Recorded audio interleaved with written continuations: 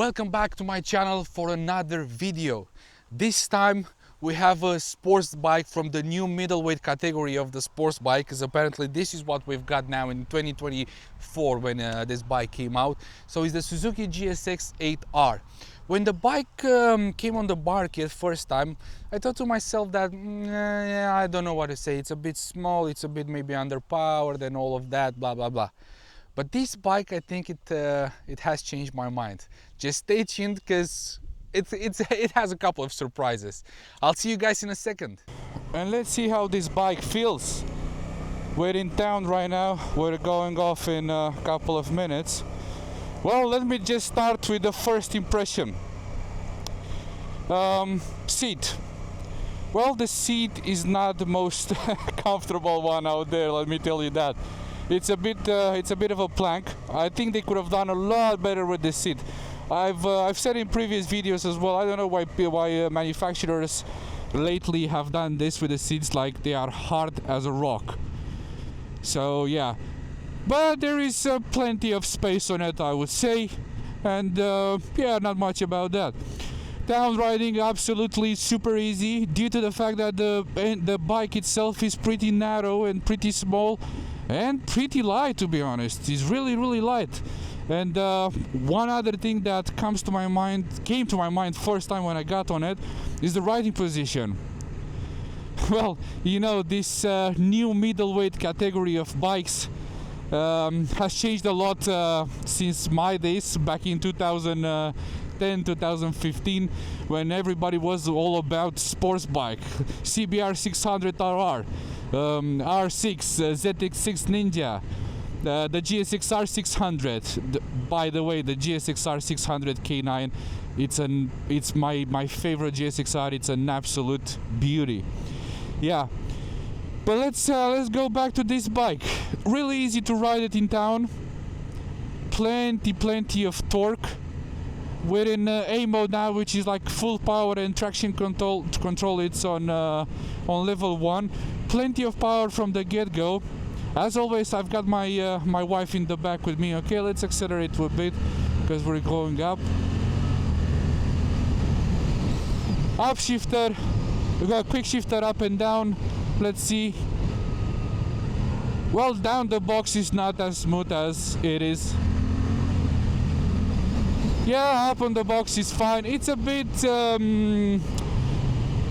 it's not like on the GT or the GX or the more premium bikes, but I'm happy with that. I can't complain about that.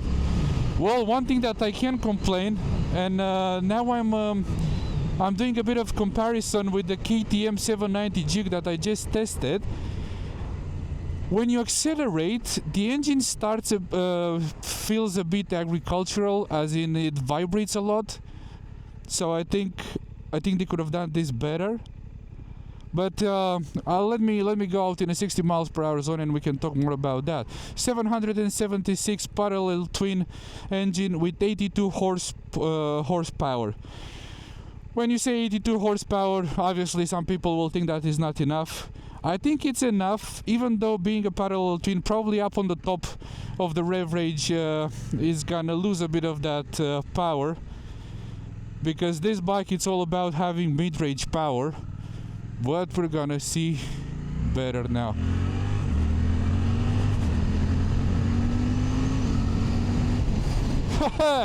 Yeah, I like that. It's very manageable power, you know. It's really usable, especially in town.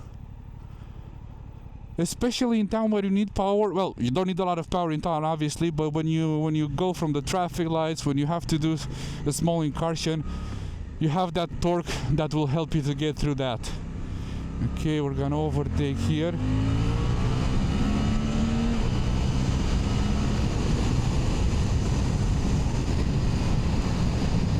It's definitely not the fastest bike out there, I can tell you that. It's definitely not the fastest or the smoothest. Right now I'm in 6th gear, 63 miles per hour, which is more like 60 probably, and there is a lot of vibration in the handlebar, like a lot of vibration, and I can feel that in the foot pegs, and this is due to that parallel twin engine. Let's go a bit. Well, if you drop a gear in the fifth gear, so while you stay above 4,000 RPM, everything will be fine with vibrations. But below that, everything seems a bit vibey. Comfort is very good, like I was saying, except the seat. And suspension, it's a really nice surprise for me. Of course, it's set up a bit more sporty rather than comfort, but I think it's the perfect spot between sportiness and comfort. I mean, you're not gonna do crazy stuff on the track. Well, that's due to that engine also. But on the road, I think it's perfectly adjusted for that. Yeah. Yeah, it could have been a bit more from that 800cc, well, 776cc engine, but it's not bad. It's not bad. One thing that I really do like about this bike, compared to the GT or the GX from Suzuki, are the brakes. Brilliant brakes, back and front. Brilliant brakes. I don't know what happened with the GT and the GX. This one, it has 305 miles on the dash, but the brakes are brilliant, man. I love them. Love the TFT dash as well. Very nice, crisp, sharp, clear. Every information it's out there that you might need. Range, water temperature, battery, trip, obviously. Not much things to adjust. We've got traction control on 3 levels and power modes A, B, and C. A being the sportiest one, B normal, let's say, and C rain. We don't have cruise control on this bike, unfortunately. I don't know, since I discovered cruise control, I think every bike needs a cruise control. It's so nice to have that cruise control. It's really easy to go slow on this bike, let me tell you that. And I like that. I like that. Okay, I just left my wife. And let's go for a proper blast. I can feel already this is going to be a lot of fun. A lot of fun.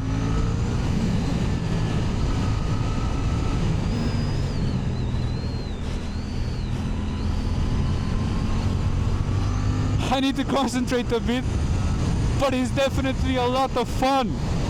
And the brakes are unbelievable. Yeah, the brakes are so incredibly good.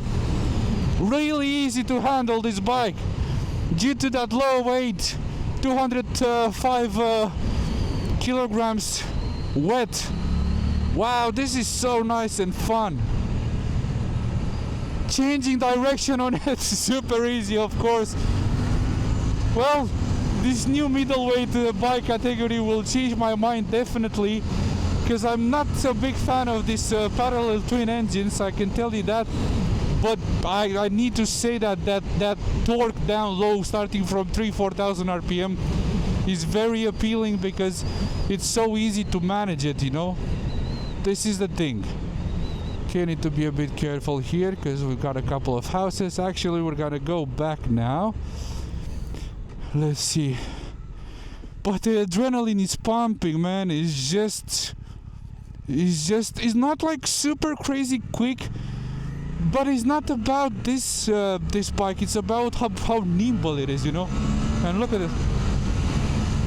I mean, it's not gonna rip your head off, but it's more than plenty for the road. 80 horsepower is more than plenty for the road. I was saying that it's not, it could do a bit more power, but that's because I had my wife on the back, and obviously 2 people on a bike, the bike can feel it a lot, and it's changing its steering, its acceleration, and everything else. Oh, super nice. And the suspension, it's handling these bumps in the road really good. Okay, brake, lean into it, then start to accelerate gradually. Yeah, man, this is so cool. Okay, let's stop now and do a 0 to 60. There is nothing coming from the back. Okay, you ready? Not the best launch, so let's try again.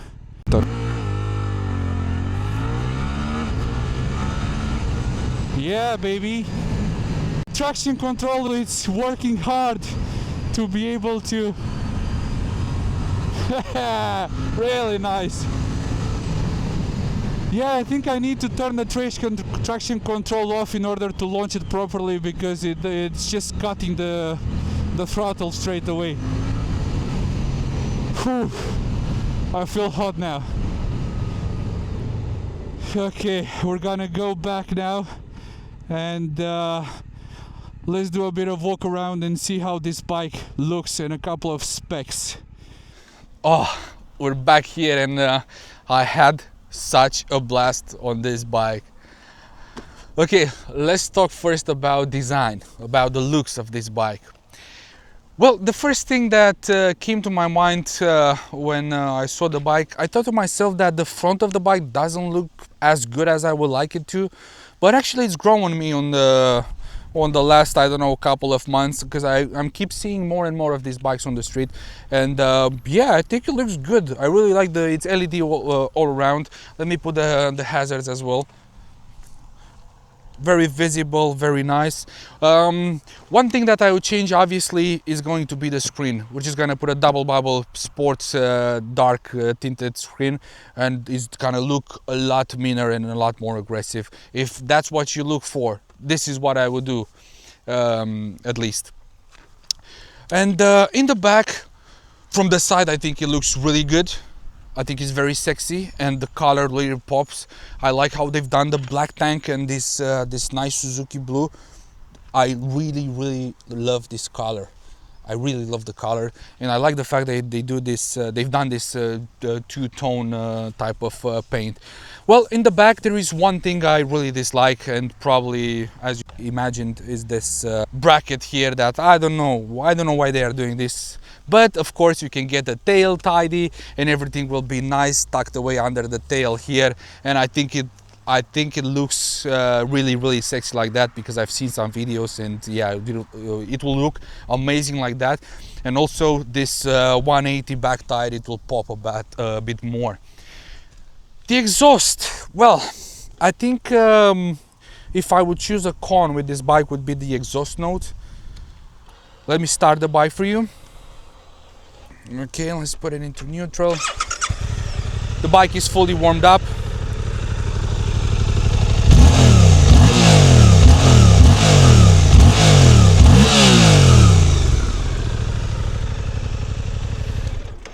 Yeah, it's not, there is some sound there, but it sounds more like a small capacity cc bike rather than a 776 cc engine. So I'm sure that if you're gonna change that, I haven't heard one with a sports exhaust, but I'm sure that if you're gonna change that, the exhaust note is gonna be a lot better. Really like the side of it. Really like the side of it. Very sexy bike. Of course, it's got a lot of competitors. We've got the Triumph Daytona 660, the CBR 650R, which is an inline 4, and it's more appealing to me due to that engine because it sounds better, and I think that one looks a bit better. But I don't know how it feels, so I can't pronounce to myself. We've got the Pillion RS660, we've got the Yamaha R7. So basically all the manufacturers, and the Ninja 650, the Kawasaki. So basically all the manufacturers have this new middleweight sports bike, which you can't compare at all with the previous bikes, like we used to have the R6, the CBR 600RR, the ZX6 Ninja.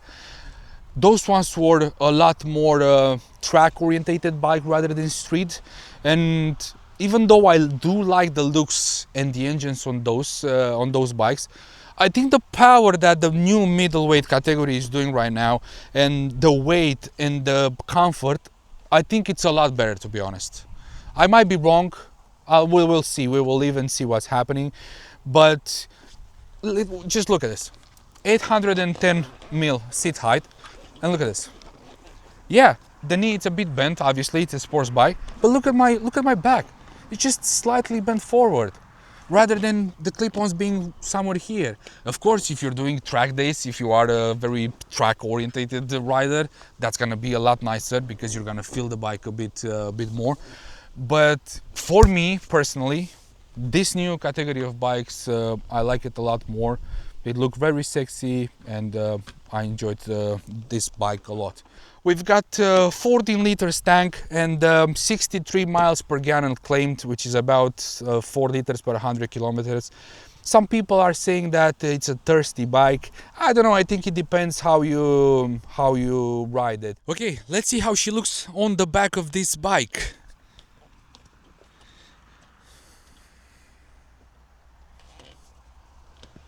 There you go. So, what do you think of it? Okay, so I was a bit scared, afraid, I don't know what's the word, when you said we're gonna go and test the new Suzuki, it's a sport bike and so on. And I was like, oh, I was just thinking about my bum and my back and about the position and all of that. And I was thinking, oh, I bet I'm not gonna have any fun and I'm just gonna be in a constant pain. Well, to my surprise, it wasn't anything like that. I did enjoy it, even though the seat is really hard. I believe I have enough space and the legs are a bit bent, but not too bad. And also the position is not too bent forward. So yeah, I enjoy it and I really like the looks. I was saying to my husband as well, because we were taking some shots with him riding solo, and I said, wow, that bike really looks sexy. Yeah, I mean, make no mistake, this is not a touring bike or anything like that. But everything is possible, you just need to want it. Right, we're gonna come back with the conclusions now. But yeah, we really enjoyed this bike, both of us. See you in a second. If you want to test ride this bike, or if you want to buy this bike, by the way, it's starting at 8,999 pounds. Head off to my friends there at Orwell Motorcycles in Ipswich, Suffolk, UK. Those guys there are super sweet, and massive shout out to them because they are the one lending me these bikes so I can bring them for you to test ride them on my channel. If you want to test ride or buy this bike, head off there, and believe me, you're gonna come out of that shop a proper motorcyclist, having a brand new bike, having all the gear that you might need. So they deal with Kawasaki, Suzuki, KTM, Royal Enfield, their newest addition to the showroom, and they've got bike accessories, gear, helmets, whatever you can think of. Obviously they do have a service as well. Basically they can do everything for you over there. So just if you're around, just pay them a visit. I'm sure you're not going to be disappointed.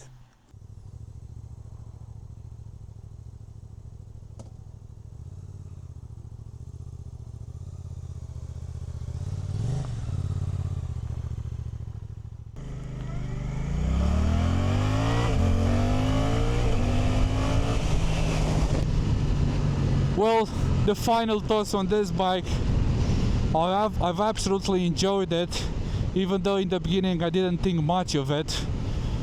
So I would definitely go and buy one. There is a lot of bikes in this category, I was saying, but this would be on my short list for sure. It's been a blast. It's been a blast with it.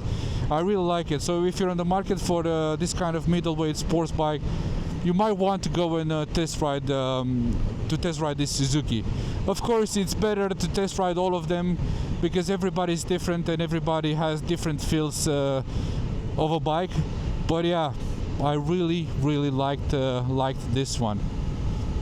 Once again, if you're new on the channel, please don't forget to hit that subscribe button and obviously like the video, share, and as always, I'm waiting you in the comment section with whatever comment you might have about myself or about this bike.